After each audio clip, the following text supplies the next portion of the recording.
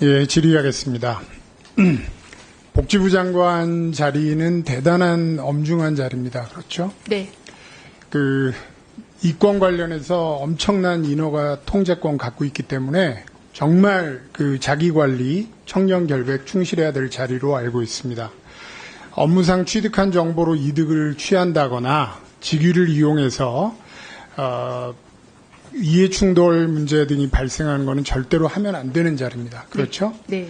언론에도 많이 보도가 됐지만 관련해서 후보자님 과거 행적 통해서 제기된 여러 가지 이해충돌 이슈들이 국민 눈높이에 맞지 않는 부분이 꽤 있기 때문에 먼저 이 문제들을 좀 의혹 해소를 부탁드리는 차원에서 질의를 하겠습니다.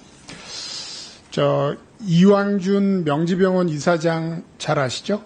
네, 압니다. 후보자 배우자께서는 창녕 요양병원에 계시다가 네. 23년에 인천사랑병원 이왕준 이사장이 공동 창업한 그곳의 검진센터장으로 지금 근무하고 계십니다. 맞습니까? 네, 맞습니다. 예, 보통 우리가 알기로는 의사들의 경우에 지방에 근무하는 경우에 더 가중해서 페이를 받는 거로 되어 있는데 배우자분께서는 창녕 계실 때보다 1.5배 수준의 연봉을 받으시면서 일로 옮기셨어요. 그거 알고 계십니까? 연봉은 이번에 알았습니다. 후보자는 거꾸로, 후보자 배우자께서는 거꾸로 다른 케이스와 전혀 반대로 자택과 가까운 수도권으로 창녕에서 옮기는데 연봉도 1.5배가 됐습니다. 굉장히 이상해 보이지 않습니까? 그렇게 생각하지 않습니다. 배우자 근무하신 병원에 이왕준 공동 창업자하고 우리 후보자께서는 개인적으로 인연 굉장히 깊으신데요. 서울의대 83학번 동기고 학생운동 같이 하셨고 그리고 질병관리본부 전문위원으로 이왕준 이사장이 일을 할 때 후보자는 본부장이셨습니다. 그리고 2001년 이거 다 국민들이 기억하는데요. 중국 우한에서 입국한 세 번째 코로나 확진자 문제 관련해서 명지병원이 곤란에 처했을 때 당시 본부장 신분이셨던 후보자께서는 확진자 발생한 명지병원 100% 안전하다라고 콕 집어서 옹호성 브리핑을 하신 적이 있습니다. 사실입니까? 이거는 확인할 수 없습니다. 제가 개별 병원을 저렇게 아마 첫 번째 초기 환자가 아마 입원해서 그 얘기를 할 때 그랬을 것 점심시간에 같습니다. 다시 한번 확인해 주시고요. 네, 그러겠습니다. 이왕준 이사장 명지병원은 3년간 총 492억에 달하는 코로나 손실 보상금을 받아서 21년에는 76억 원 적자를 기록하던 병원이 22년에는 190억 흑자로 대폭 전환됩니다. 당시 많은 중소병원들이 이런 흑자 전환 사례가 있는데 이 정도 규모는 완전 독보적입니다. 알고 계십니까? 아니요. 제가 개별 병원의 재정 상황을 확인할 수 없습니다. 인천국제공항 코로나 검사소 사업자로도 선정이 돼서 여기서만 총 217억의 매출을 이 병원이 올립니다. 의혹 관련해서 오후에 다시 한번 답변해 주셔도 좋습니다. 확인하시고. FTNA 관련해서 오늘 아침에 주셔서 어제까지는 의혹이었지만 의혹이 더 짙어진 부분 말씀드리겠습니다.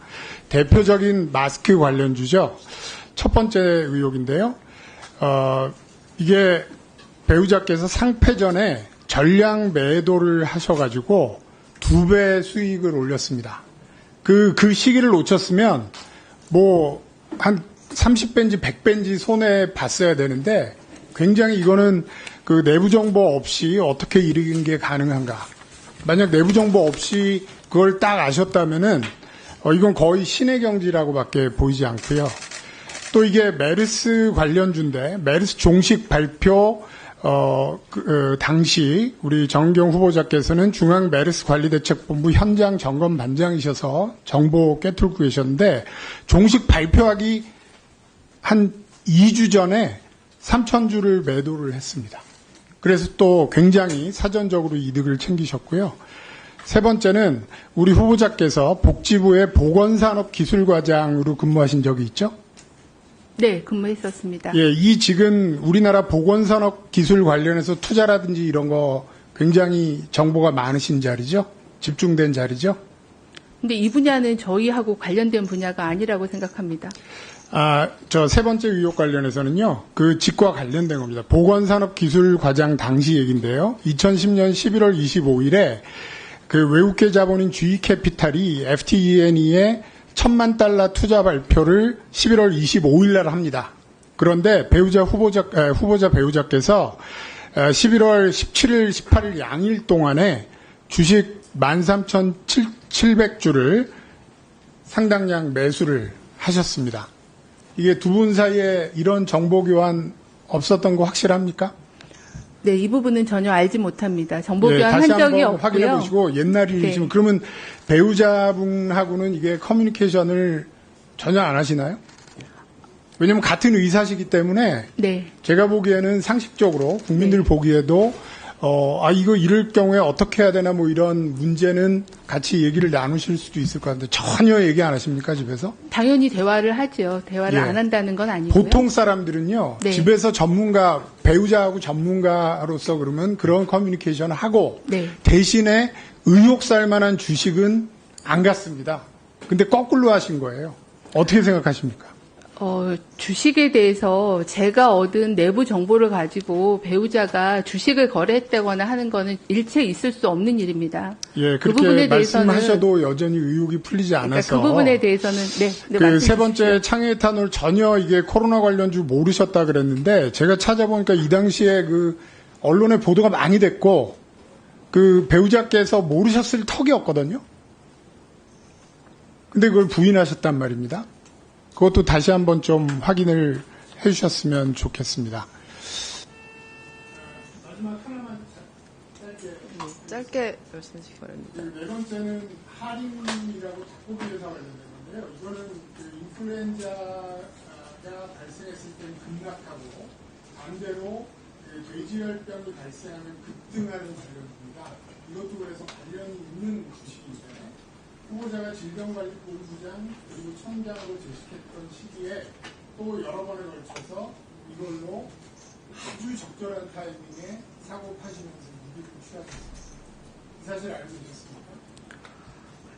세부적인 주식 거래 내역은 제가 다 알고 있지는 않습니다. 근데 배우자께서는 굉장히 희한하게 다 알고 매도를 기가 막히게 하셨거든요. 말씀드리면 그 조류 인플루엔자에 대한 발생 정보는 농림부가 소관하는 그런 정보이고 조류 인플루엔자가 발생하면 항상 발생 정보를 내기 때문에 질병청에 먼저 통보가 되고 그걸 사전적으로 알 수 있는 자리입니다. 이게 제가 확실히 알고 있거든요. 그런 정보를 내부적으로 소통하지 않고요. 그 정보는 거의 실시간으로 보도를 하기 때문에 모든 국민들이 다 알 수 있는 정보라고 생각합니다. 네. 정리해 주시기 바랍니다. 주식 규제시고 농사의 규제입니다. 정말 부럽습니다. 마지막으로 우리 백경란 정 청장 그 마지막 물러나실 때 얘기하시죠?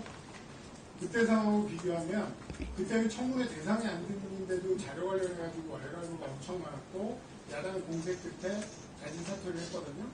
지금 후보자께서는 안상훈 의원님 정리해 주시기 바랍니다. 의혹이 이렇게 넘쳐나는 상황에서 사실은 지금 여대 야소 상황에서 쉽게 청문회 통과할 거라고 생각하시면 본인 명예를 위해서 백경란 청장처럼 자진 사퇴하실 의향이 없으신지 네. 이제 마무리해 주시기 바랍니다. 그동안 제가 정말 잘 지켰습니다. 답변을 좀 드릴까요? 네. 자. 네. 네. 아까 안상훈 의원님 말씀 주신 거에 대해서 말씀을 조금 드릴까요? 더 추가적으로 말씀 다 오해드릴까요? 못하셨나요? 네, 발언하십시오. 네, 그 명지병원 관련된 거는 업무적으로는 관계가 있었을지 모르겠지만 명지병원의 수입이나 취업에 관련돼서는 전혀 이해관계가 충돌된 부분은 없었다라는 말씀 명백하게 드립니다. 그리고 현재 그 배우자가 취업한 병원은 이왕준 이사장이 거의 종교를 하고 나가서 정리가 된 병원이고 후임 원장이 운영하고 있는 병원이기 때문에 명지병원하고는 아무 상관이 없다라는 말씀 한번 다시 드립니다. 그리고 많은 주식에 대해서 그 내부 정보를 이용하지 않았느냐는 말씀을 주셨는데 그런 정보들은 모두가 다 얻을 수 있는 조류인플루엔자가 발생한 정보라거나 하는 것들은 알 수 있었을 거라고 생각을 하고 나머지 정보는 확인을 해보겠습니다. 그리고 그 창에 관련해서도 만약에 보도가 있었다고 하면 그걸 이용해서 단타 매매를 해서 그때 많이 사고 많이 팔고 했었어야 되는데 제가 제출해드린 주식 내역을 보시면은 그 주식의 시가가 변동했을 시기에 주식을 거래한 적이 없습니다. 그래서 제가 보니까 올라갔던 시기가 2020년 3월이던데 그때는 코로나가 완전히 초기였기 때문에 저희가 너무 경황이 없던 시절이었고 그 부분에 대해서 그런 보도가 있었다는 것을 사실 확인할 수 없었던 그런 상황이라는 그런 말씀을 좀 드립니다.